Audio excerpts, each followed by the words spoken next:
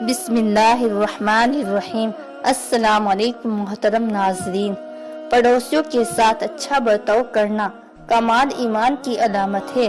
بخاری شریف میں ایک روایت ہے جو بخاری میں 4 مقامات پر مذکور ہے۔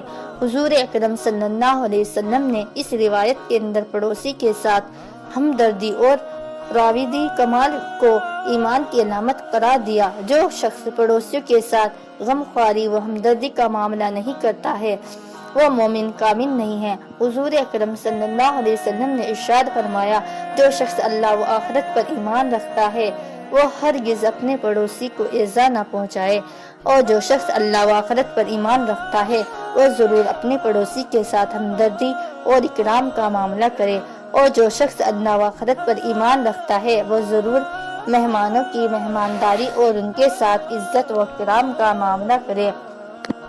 جب پڑوسی کے ساتھ ہمدردی اور راودی کا معاملہ کرنا کمال ایمان کی علامت ہے تو یہی اللہ اور رسول سے محبت کی علامت ہوگی۔ جس شخص کے اندر یہ صفات موجود ہے اس کا اللہ و رسول سے محبت کا دعویٰ سچا ہوگا، اور جس شخص کے اندر پڑوسی کی ہمدردی نہیں ہے اس کا اور اللہ و رسول سے محبت کا دعویٰ جھوٹا ہے۔